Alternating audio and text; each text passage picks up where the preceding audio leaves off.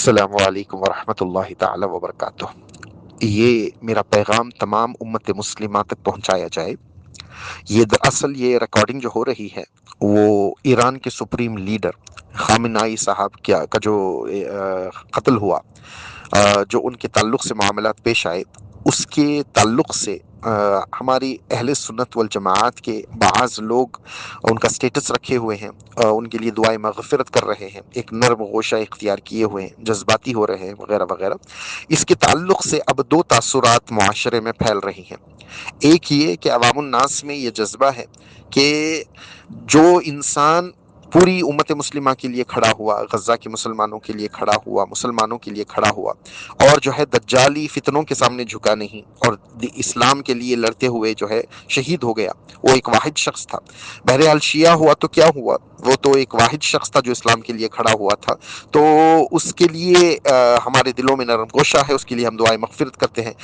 جو لوگ اپنے آپ کو اہل سنت کے کہہ رہے ہیں، جو اپنے آپ کو جو ہے بہت بڑے بڑے علماء کہہ رہے ہیں، کسی نے بھی جو ہے دجالی فتنوں کی طرف آواز نہیں اٹھائی، تو جو انسان کھڑا ہوا ہے اسلام کے لیے اسی کو ہم کیسے انکار کر سکتے ہیں وغیرہ وغیرہ۔ اس طرح کے تاثرات پھیلے ہوئے ہیں بعض لوگوں کے درمیان، اور بعض لوگوں کا یہ تاثر ہے کہ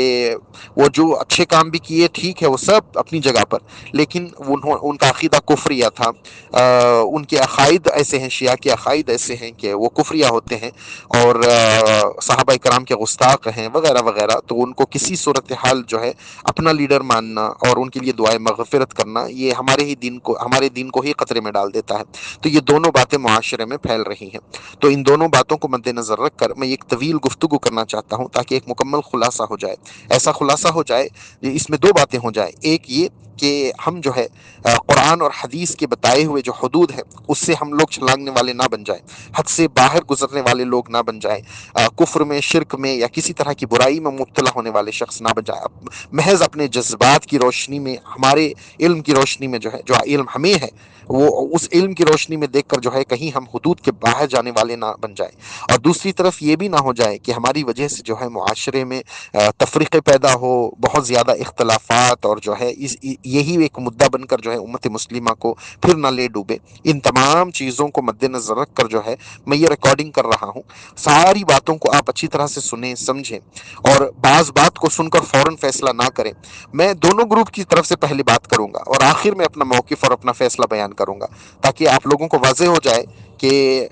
صحیح طریقہ کیا ہونا چاہیے۔ ٹھیک ہے، بات کا آغاز میں یہ کرنا چاہتا ہوں کہ یہ اس بات سے کرنا چاہتا ہوں کہ کون جنتی ہے کون دوزخی ہے، اس کا فیصلہ صرف اور صرف اللہ کے ہاتھ میں ہے۔ ٹھیک ہے، اللہ بہتر جانتا ہے کہ کون جنت کا مستحق ہے، کون دوزخ کا مستحق ہے۔ یہ بات میں اس لیے کہہ رہا ہوں، ایک تو بخاری شریف کی حدیث ہے کہ اعمال کا دار و مدار نیت پر ہے۔ جو بھی اعمال آپ کریں گے نا، ہر عمل جو آپ کر رہے ہیں، آپ کی نیت کیا ہے۔ اس کی ایک مثال یہ دینا چاہتا ہوں میں کہ امام مہدی علیہ السلام کے زمانے میں سفیانی جو شام سے، ملک شام سے جو ہے ایک لشکر بھیجے گا امام مہدی علیہ السلام کے قتل کے لیے۔ امام مہدی کون ہے؟ وہ اللہ کا خلیفہ ہیں، وہ اللہ حجت ہیں زمین پر، اللہ کی حجت ہیں، اللہ کا خلیفہ ہیں، اللہ کی طرف سے ہدایت یافتہ ہیں، ٹھیک ہے، مسلمانوں کے سرپرست ہیں۔ تو جو امام مہدی کا انکار کرے گا امام مہدی علیہ السلام کے ظہور کے بعد، یقیناً جو ہے وہ کفر کی طرف ہوگا، کیونکہ وہ ان کا ہدایت یافتہ ہونا حدیث سے ثابت ہے، اور ان کا یہ ٹائٹل کہ وہ اللہ کا خلیفہ ہے زمین پر، یہ اللہ کے رسول صلی اللہ علیہ وسلم نے بتایا ہے۔ اور جس نے اللہ کا خلیفہ کا انکار کیا اس نے اللہ ہی کا انکار کیا، اور جس نے اللہ کی ہدایت کا انکار کیا وہ گمراہی پر ہے، سمجھے؟ تو ان باتوں کو مد نظر رکھ کر یہ بات کو سمجھے۔ تو سفیانی جو ان کے خلاف لشکر بھیجے گا، تو وہ فوج جو ہے مدینے اور مکے کے درمیان ایک بیدا نام کی جگہ پر جو ہے اللہ تعالیٰ کا عذاب آئے گا، وہ ساری کی ساری فوج جو ہے وہ زمین میں دھسا دی جائے گی، صرف ایک آدھ بچیں گے، ایک یا دو لوگ بچیں گے جو آ کر اس واقعے کی خبر دیں گے۔ تو بہرحال میں جس طرف نشاندہی کروانا چاہتا ہوں وہ بات یہ ہے کہ جناب سیدہ عائشہ صدیقہ رضی اللہ تعالیٰ عنہ سے مروی ہے کہ آپ نے حضور صلی اللہ علیہ وسلم سے خود پوچھا اس فوج کے بارے میں۔ تو پوچھا گیا کہ یا رسول اللہ صلی اللہ علیہ وسلم، اس میں تو بہت سارے لوگ اچھے نیت سے آ رہے ہوں گے، ان کو معلوم نہیں ہوگا کہ یہ کام غلط ہے، وہ امام مہدی علیہ السلام کے خلاف تو آ رہے ہیں، لیکن شاید ان کو علم نہیں ہوگا کہ یہ غلط کام وہ کر رہے ہیں، وہ یہ کام کو وہ اچھا سمجھ کے کر رہے ہوں گے، شاید دین کی خدمت سمجھ کے کر رہے ہوں گے، تو ان کے ساتھ کیا کیا جائے گا؟ تو اللہ کے رسول صلی اللہ علیہ وسلم نے فرمایا دھس تو سارے کے سارے جائیں گے، زمینی عذاب جو آئے گا ان کے اوپر، آسمانی عذاب جو دنیا میں آئے گا، وہ عذاب تو سب کو گھیرے گا، یہ عمل کی بنیاد پر ان کو سارے لوگوں کو یہ عذاب تو گھیرے گا، لیکن اس میں جو ہے قیامت کے دن جو ہے ان کی نیتوں کے اوپر ان کا فیصلہ کیا جائے گا، یہ حدیث شریف میں موجود ہے۔ تو ظاہراً دیکھو تو وہ یہ ان کا عمل ہی یہ کفر ہے، یہ حجت اللہ، خلیفۃ اللہ، جو وقت کا مہدی ہے، اللہ سے ہدایت یافتہ ہے، سمجھے، تو اس کا انکار کرنا کفر میں لے جاتا ہے، ٹھیک ہے، لیکن اس کے باوجود بھی جو ہے ان کا فیصلہ نیتوں پر جو ہوگا، تو وہ یہ حدیث سے ہمیں کوئی درس لینا ہے، ہمیں درس یہ لینا ہے کہ اللہ کے سپرد کرنا ہے ہر بات کو، ہم نہ ادھر جا سکتے ہیں، ہم نہ ادھر آ سکتے ہیں، سمجھے،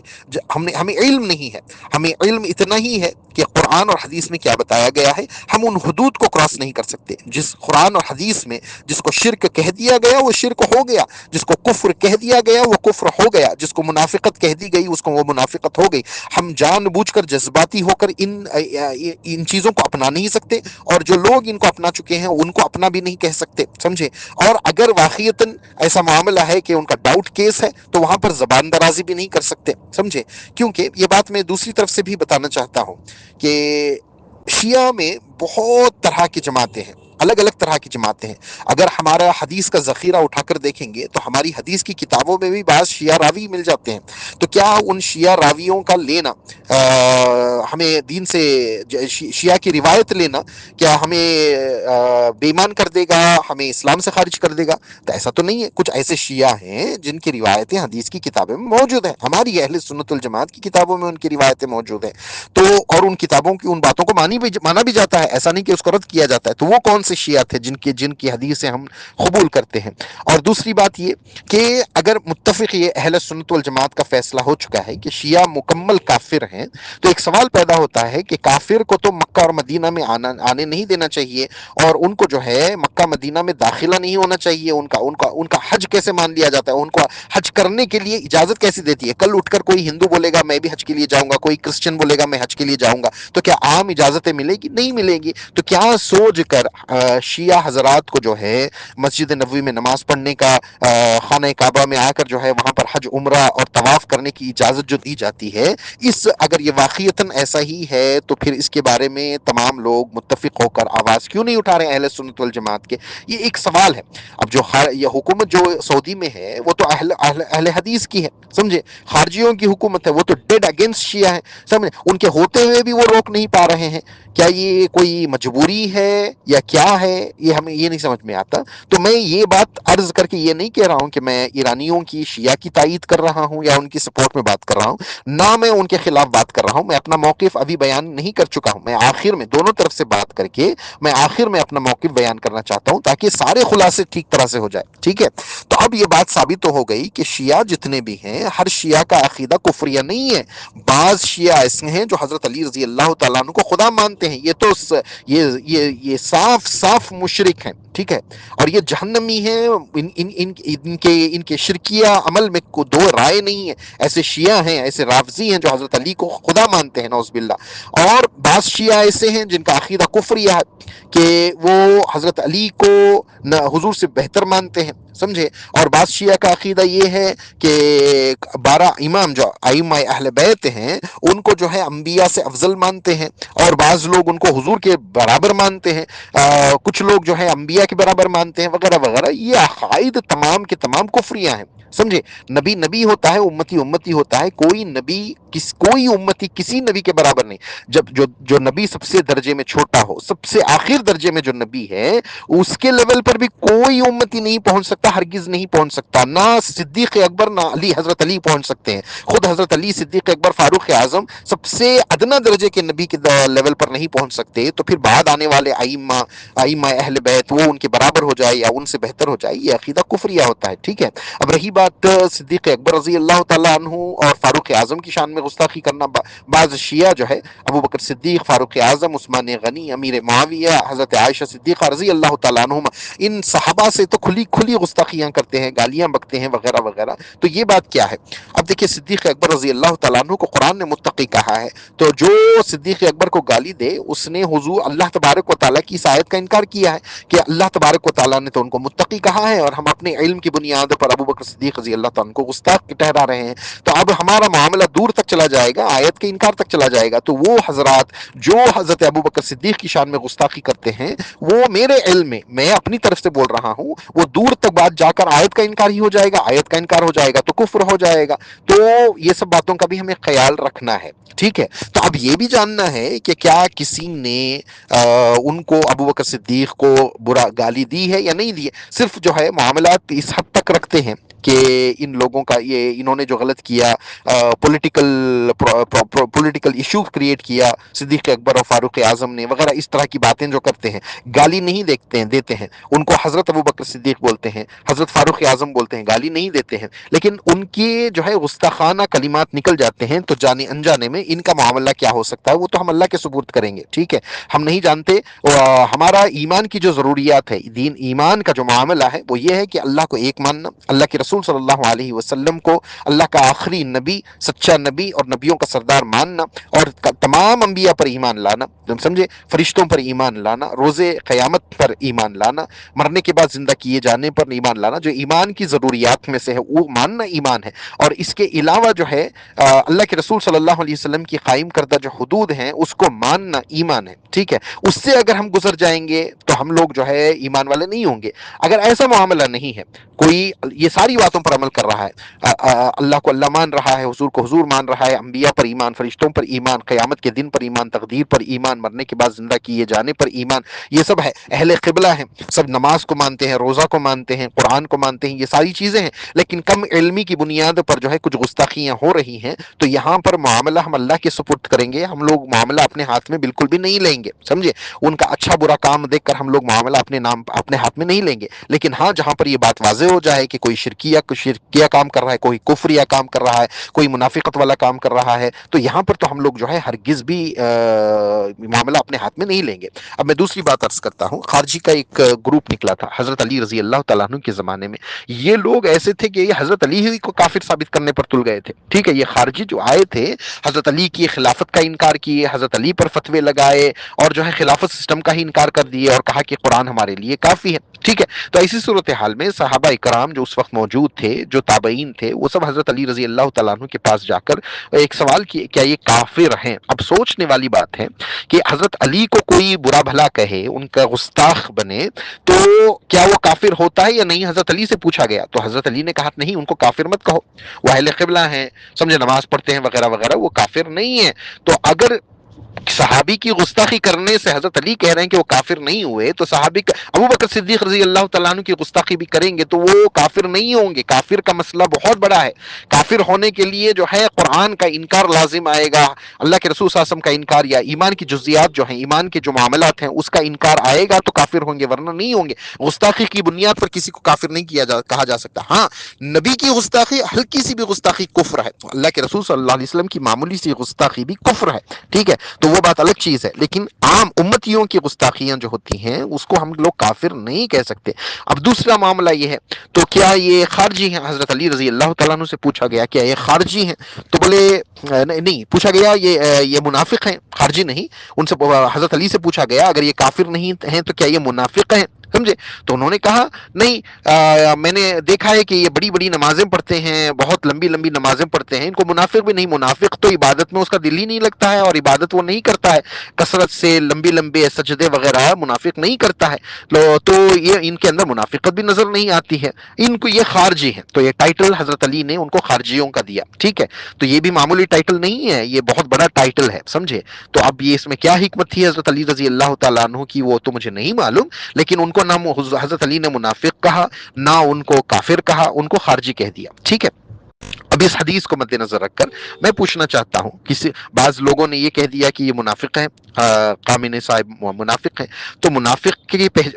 کی علامات کیا ہے وہ ہمیں جاننا ضروری ہے نا۔ کیا ایسے ہی اٹھ کر کسی کو منافق کہہ دیں گے؟ اس بات میں ہمیں بہت زیادہ احتیاط برتنا ہے تین فتووں پر بالخصوص شرک کا فتویٰ، کسی کو مشرک کہنا، کسی کو کافر کہنا، کسی کو منافق کہنا، ان تین باتوں میں جو ہے بڑی احتیاط ضروری ہے۔ اگر ہم جس پر یہ فتویٰ لگا رہے ہیں وہ اللہ کی نگاہ میں نہیں ہے، وہ مشرک نہیں ہے، کافر نہیں ہے، منافق نہیں ہے، تو یہ فتویٰ ہمارے اوپر لوٹ جاتا ہے، سمجھے؟ تو اب حدیث شریف میں آیا ہے کہ حضرت علی رضی اللہ تعالیٰ عنہ سے محبت کرنے والا مومن ہوتا ہے اور ان سے بغض رکھنے والا منافق ہوتا ہے۔ حضرت علی ہی کی محبت کو حضور صلی اللہ علیہ وسلم نے جو ہے ایمان اور منافقت کا ایک معیار بنا کر پیش کر دیا گیا۔ تو اب شیعہ حضرات تو جو ہے بڑھ بڑھ کر جو ہے حضرت علی رضی اللہ تعالیٰ عنہ کی محبت کا اظہار کرتے ہیں۔ اب ان کے کیا عقیدے کے تحت وہ محبت کا اظہار کر رہے ہیں؟ کیا خدا مان کر رہے ہیں، یا نبی کے برابر سمجھ کر، انبیاء سے افضل سمجھ کر رہے ہیں؟ اگر یہ سمجھ کر یہ کر رہے ہیں تو یہ تو پھر سرے سے مسلمان ہی باقی نہیں رہے۔ لیکن اگر ہاں ان کی محبت یہ ہے کہ یہ حد سے نہیں بڑھ رہے ہیں،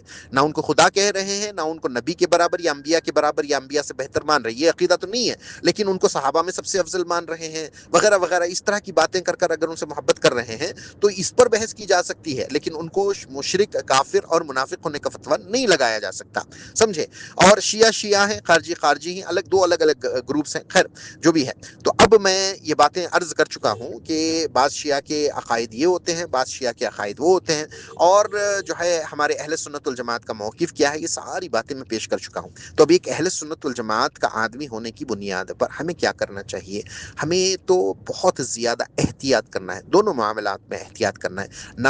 نہ ہم شریعت کے حدود کو چھلانگ سکتے ہیں، جذباتی ہو کر ہم لوگ جو ہے اس پر شریعت کے حدود کو چھلانگ نہیں سکتے، سمجھے؟ اور بہت زیادہ دوسری طرف سے جذباتی ہو کر کسی کے اوپر جو ہے بہت زیادہ فتوے بھی نہیں لگا سکتے۔ اب رہی بات قامنائی صاحب کی، ٹھیک ہے، اب ایک بات تو یہ ہے کہ یہ بتایا گیا ہے کہ وہ آل رسول ہے۔ اب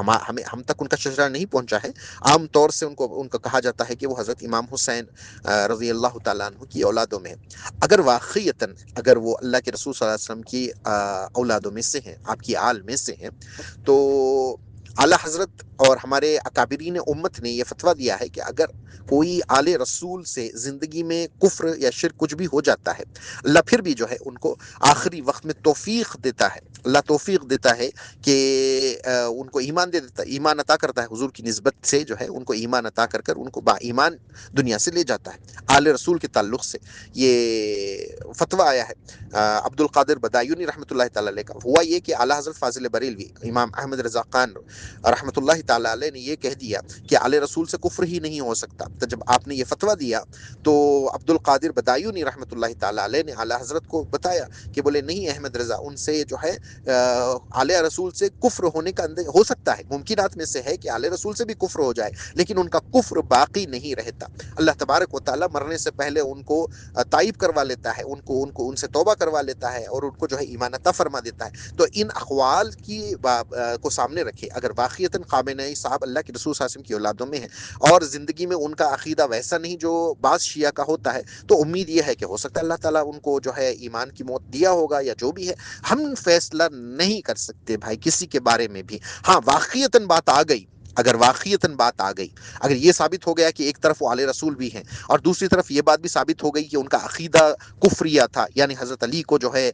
حضور کے برابر یا انبیاء سے افضل اس طرح کے عقائد ان کے تھے، تو ایسی صورتحال میں بھی میں کہتا ہوں کہ ہمیں احتیاط یہ کرنا ہے کہ ہم ان کو پوری طرح سے تسلیم بھی نہیں کریں گے، اپنا لیڈر وغیرہ بھی تسلیم نہیں کریں گے، اور دوسری طرف ان کے بارے میں برا بھلا بھی نہیں کہیں گے، کیونکہ ہمیں نہیں معلوم آل رسول ہونے کی بنیاد پر کہ اللہ نے ان کے گناہوں کو معاف کیا، ان کو توبہ کی توفیق دی مرنے سے پہلے، یہ ہم نہیں جانتے، کیونکہ واقعات بھرے پڑے ہیں۔ ایسا مجوسی تھا، مرنے کے بعد اللہ تبارک و تعالیٰ نے اس کی مغفرت کر دی ہے۔ ایسا کافر تھا، ظاہراً دیکھو تو اس کے اعمال سب لوگ اس کو جہنمی سمجھ رہے تھے، لیکن بعد میں دیکھا کہ وہ جنت میں گھوم رہا ہے، کسی ادا کو پسند کر کے مرنے سے پہلے اللہ تبارک و تعالیٰ نے ایمان دے دیا۔ تو کب اللہ تبارک و تعالیٰ کس کو ایمان دے دے؟ اگر آخری وقت میں مان کے چلو کہ خامنہئی صاحب کی عقیدے کفریہ تھے، لیکن لاسٹ منٹ میں کسی ادا کو اللہ پاک نے پسند کر کے اگر ان کو ایمان کی دولت دے دی، آخری لمحات میں اگر انہوں نے توبہ کر لی ہے، تو ہمیں کیا پتہ ان باتوں کا؟ اگر ہم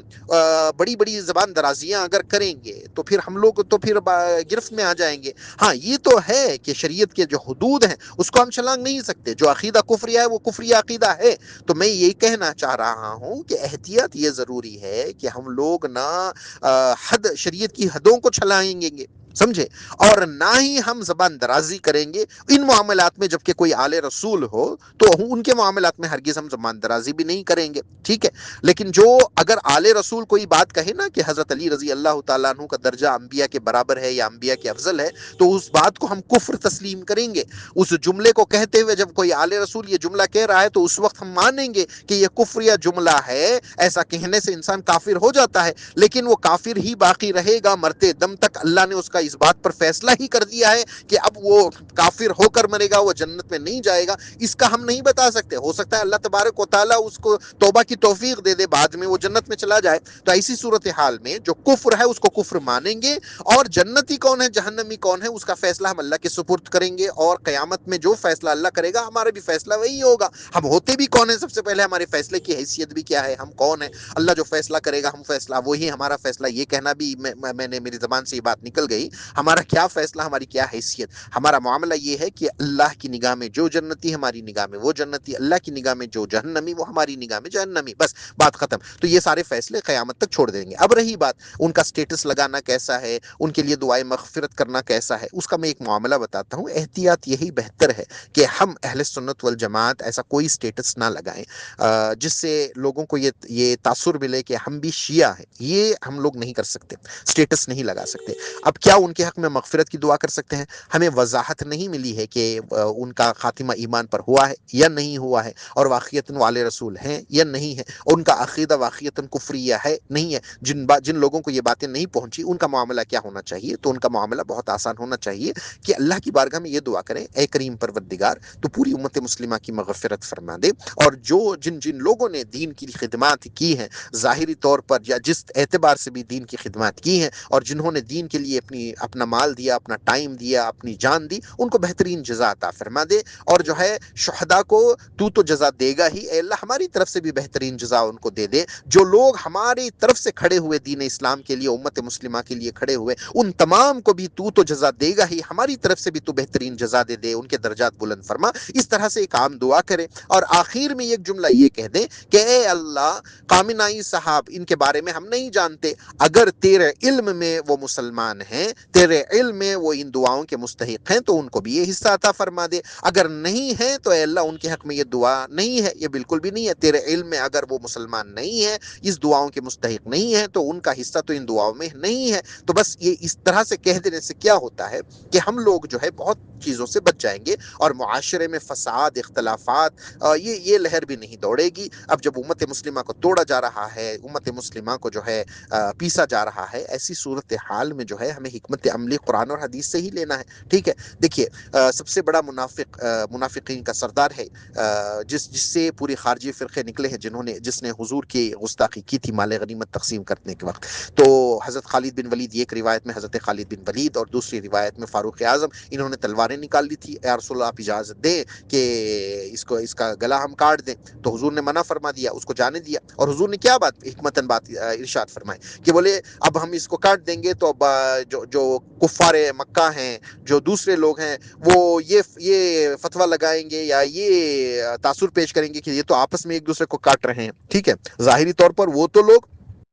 کلمے کی بنیاد پر سب کو مسلمان مانتے ہیں، لیکن یہ تو منافق تھا، سمجھے۔ منافق ہونے کے باوجود بھی حضور نے اس کو صرف کلمے کی بنیاد پر جو ہے اس کو چھوڑ اس لیے دیا تاکہ لوگوں کو یہ تاثر نہ پہنچے کہ یہ آپس میں ہی کاٹ رہے ہیں، سمجھے۔ تو اس حکمت عملی کو دیکھو تو وہ شیعہ کون ہے، سنی کیا ہے، وہ عقائد ہمارے پاس واضح ہیں۔ ہم لوگ جو ہے اس کو اجاگر کر دجالی فتنوں کے سامنے، غیر نان مسلم کے سامنے یہ دکھانا کہ ہم آپسی اختلافات کر رہے ہیں، اور سنی شیعہ کے جھگڑے شروع ہو جائے اس بنیاد پر، تو پہلے ہی فساد بہت بڑے ہوئے ہیں، تو ہمیں ان تمام فسادوں کو دبانا چاہیے، سمجھے۔ عقیدے کی بھی حفاظت کرنا چاہیے، حکمت عملی بھی اپنانا چاہیے۔ تو یہ تاثر میں نے جو دیا ہے اس پر ذرا غور و فکر کر کے عمل کیجئے گا۔ تو آخر پیغام میرا یہی ہے کہ اہل سنت والجماعت کے جتنے بھی ہمارے افراد ہیں، جتنا بھی جذبہ آپ کا ہے ٹھیک ہے، لیکن ہم لوگ جو ہے ایسا کوئی تاثر نہیں دیں گے کہ لوگ کہیں ہمیں غلطی سے شیعہ نہ سمجھ بیٹھیں، ٹھیک ہے۔ تو ہمارا جو یہ ہماری جو پہچان ہے اہل سنت والجماعت کی، اس کو برقرار رکھنا ضروری ہے، ٹھیک ہے۔ ٹھیک ہے، تو وہ ہم کریں گے۔ اور دوسری طرف ہم لوگ جو ہے یہ بھی نہیں کریں گے کہ فساد برپا کریں گے، کسی کے حق میں کوئی فیصلہ نہیں سنائیں گے۔ ہمارے فیصلے سے کچھ بھی نہیں ہوتا ہے، فیصلہ اللہ کرے گا کہ کون جنتی کون دوزخی ہے، وہ قیامت کے دن ہو جائے گا۔ اور جو انسان بھی اچھا کام دنیا میں کیا، وہ دنیا کے کام کے اعتبار سے اس کا اچھے کام کو اچھا کہیں گے، برے کام کو برا کہیں گے۔ خامنئی صاحب ڈٹ کر رہے، بڑے دلیر تھے، سمجھے، بہت زیادہ دجالیوں کے خلاف جو ہے کھڑے رہے، جب کہیں سے بھی سپورٹ نہیں تھا تب بھی۔ اب دیکھو تو ان کا توکل کا عالم ظاہر میں جو نظر آ رہا ہے، ایسا تو بہت سارے ہم میں یہ توکل کا عالم نظر نہیں آ رہا ہے۔ باطل کے سامنے بالکل نہیں جھکنا، اتنی دلیری، یہ امت مسلمہ کے لیے آواز اٹھانا وغیرہ وغیرہ، یہ بہت اچھے کام ہیں۔ اب ہمیں یہ نہیں معلوم اس کے عوض میں اللہ تبارک و تعالیٰ نے ان کو توبہ کی توفیق دے کر اللہ تعالیٰ نے ان کے ساتھ کیا معاملہ کیا، وہ اللہ کے ساتھ میں ہے۔ ہم زبان درازی نہیں کریں گے، بار بار کہہ رہا ہوں، نہ ہم شریعت کے حدود کو چھلانگیں گے، نہ ہم زبان درازی کریں گے، نہ ہم معاشرے میں اختلاف پیدا کریں گے، نہ ہم کوئی فساد برپا کریں گے۔ احتیاط کرنے میں ہی بہتری ہے۔ السلام علیکم ورحمۃ اللہ وبرکاتہ۔